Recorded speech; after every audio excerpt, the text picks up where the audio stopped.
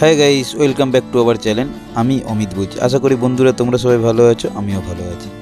আজকে আমরা সকাল সকাল বেরিয়ে পড়লাম। আজকে যাব একটু নতুন জায়গায়, যেটা হলো তারকেশ্বর, পুজো দিতে ভোলে বাবার কাছে।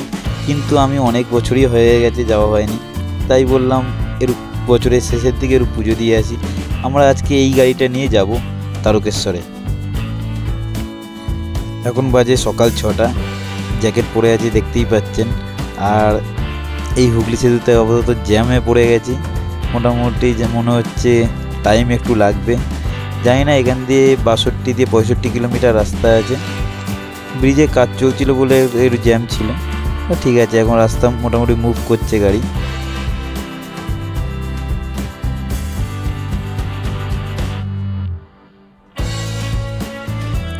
ফাঁকা জায়গায় এখনও কুয়াশা আছে। আমরা এখন ডানকুনি টোল ট্যাক্সি চলে আসলাম। ডানকুনি আর বেশিক্ষণ লাগবে না। রাস্তা পুরো ফাঁকা, কিন্তু কুয়াশা আছে আপাতত।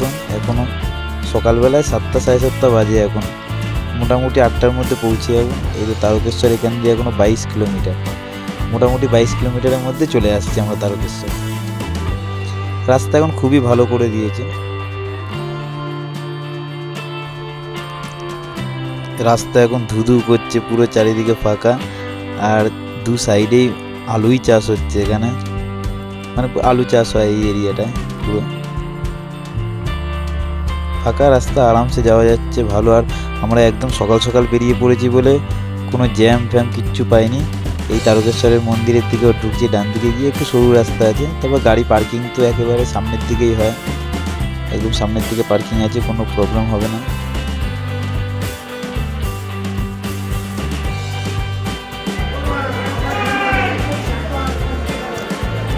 তারকেশ্বর মন্দিরের পাশেই আছে দুধ পুকুর। এই দুধ পুকুরের জল আমরা একটু গায়ে ছিটিয়ে নিলাম। ঠাকুরমশাই বলেছে একটুখানি ছিটিয়ে নিয়ে আসো, তারপর মন্দিরে প্রবেশ করবে। এখানে সবাই স্নান করে তারপর প্রবেশ করে মন্দিরে। আমরা ছিটিয়ে নিয়ে, এখানে সামনেই বিক্রি হচ্ছে ঘট।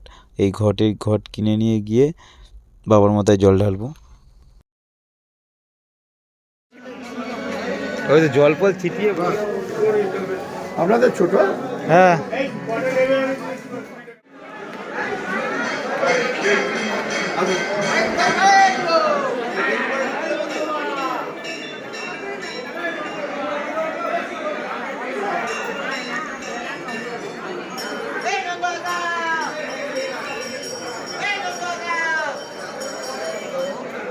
আমরা সকাল সকাল মন্দিরে প্রবেশ করেছি বলে একদম ফাঁকাই আছে। এখানে প্রচুর ভিড় হয়, সেই হিসাবে আমরা 8টার মধ্যে চলে এসেছি বলে ফাঁকা আছে পুরো। লাইন দিতে হয়নি, পুজো দিয়ে জল ঢেলে দিয়ে পুজো দিয়ে চলে আসলাম।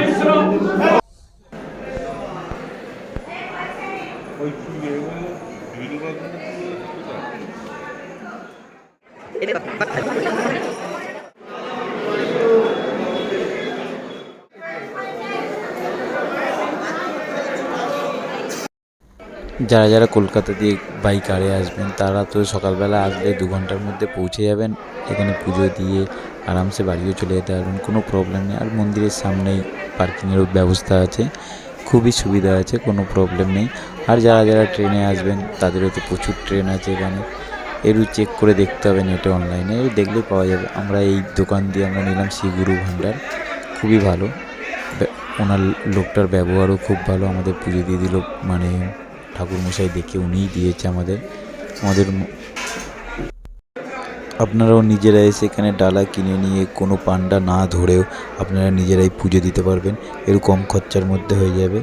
আর এখানে আমার মনে হয় কোনো পান্ডা না ধরে থাকাই ভালো। নিজেরাই আসবেন, নিজেরাই পুজো দেবেন।